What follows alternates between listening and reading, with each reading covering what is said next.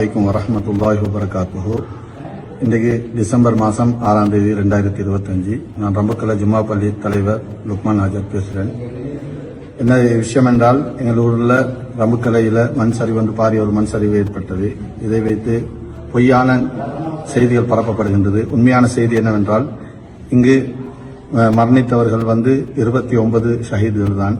அதுக்கு கூடுதலாக புறம்பான நிகழ்ச்சிகள் எண்ணிக்கைகள் பரப்பப்படுகின்றது. அதேபோன்று அதில் 18 ஜனாசாக்களை ஷஹீதுகளை எடுத்து நாங்கள் அடக்கம் செய்தோம். இதற்கு மாற்றமாக பொய்யான நியூஸ்கள் பரப்பப்படுகின்றது.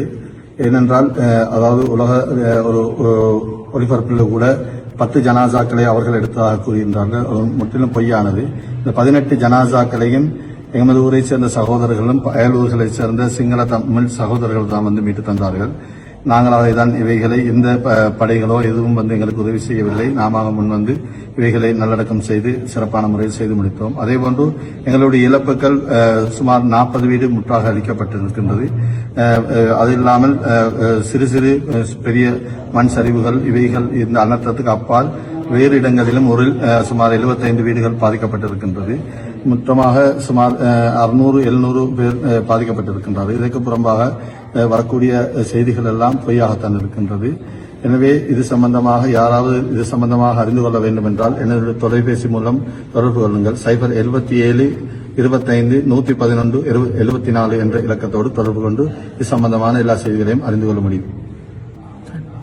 අස්ලාම් අලයිකුම්. මගේ නම අන්වර් අරෆාත්. මම රඹුකල වෙල්ෆෙයාර් ඇසෝසියේෂන් එකේ සෙක්‍රටරි.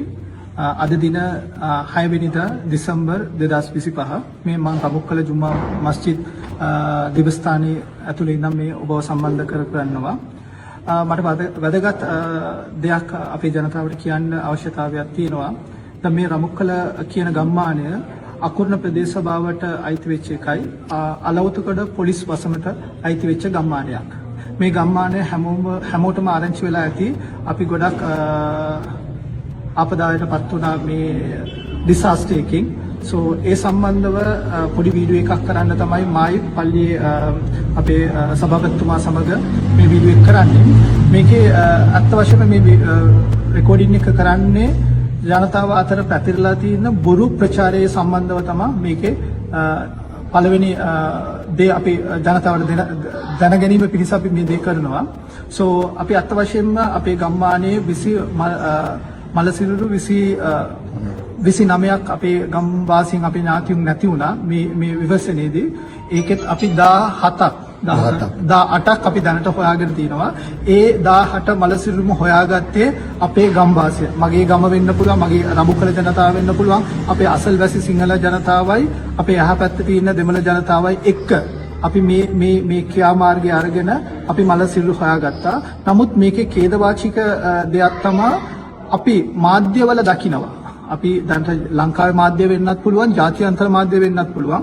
ඒකේ දකින්න දෙයක් තමයි එයාලා කියන්නේ දැන් ඊයේ අපේ ගම්මානයේ සිද්ධියක් වුණා. ජාත්‍යන්තර කණ්ඩායමක් ඇවිල්ලා එයාලගේ ටෙක්නික් එකයි යාගේ බඩු ටිකක් ගෙනල්ලා එයාලා මේක ඔපරේෂන් එකක් කරලා මලල් සිරුරු 10ක් හොයාගත්ත කියන ප්‍රචාරය ජාත්‍යන්තරව ඒක ගෙනිහිල්ලා තියෙනවා. ඒක සම්පූර්ණයෙන්ම වැරදි.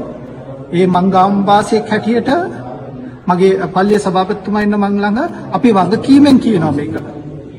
අපි වගකීමෙන් කියනවා මේ වෙනි දෙයක් වුණා.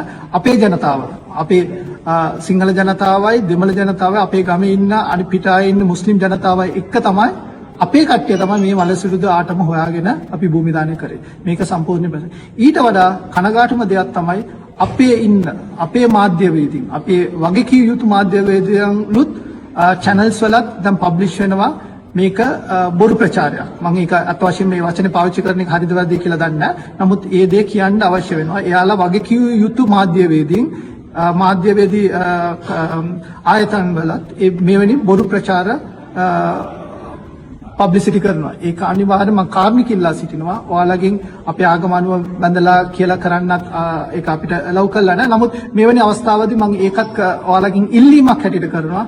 කරුණා කරලා ඔයාලගේ මීඩියාස් වල පබ්ලික් කරන, ඔයාලා රිලීස් කරන නිවුස් වල වෙන්න පුළුවන්, වීඩියෝස් වෙන්න පුළුවන්, වොයිස් කට් වෙන්න පුළුවන්, හැමදේම ඔයාලගේ වගකීමක් තියෙනවා. ඒක ඇකියුරසි එක බලා ගන්න. මේක ඇත්තද බොරුද? මේක යම් කෙනෙක් ඉන්නවා නම් එයා එක්ක සම්බන්ධය කරගෙන එයාගෙන් තොරතුරු අහලා තමන්ගේ ප්‍රවෘත්ති ප්‍රචාරණය කරන්න කියලා මම කාරුණිකව ඉල්ලා සිටිනවා. ඊට වඩා ඔයාලට මොන හරි මේ සම්බන්ධව ඔයාට වැඩි විස්තර දැනගන්න ඕන නම් අපි පල්ලියේ නායකතුමා කියපු විදිහට ප්‍රෙසිඩන්ට් කියපු විදිහට ඔයාව සම්බන්ධ කරගන්න පුළුවන්.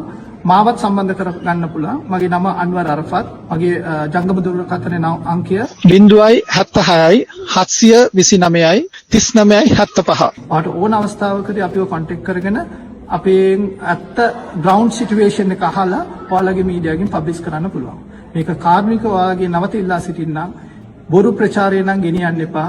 අපිට අවශ්‍යතාවයකුත් නැහැ ඔයාලා බොරු ප්‍රචාරණය ගෙනහිල්ලා ඔයාලගේ මාධ්‍ය TR එක රේට් එක වැඩි කරගන්නවා නම් ඒක ඔයාලගේ පෞද්ගලික දේවල්. නමුත් අපිව සමාවෙන්න ඕනේ බිල්ලට දීලා ඔයාලගේ TR එක වැඩි කරගන්න එපා. කාර්මික ඉල්ලා සිටිනවා. බොහොම ස්තුතියි.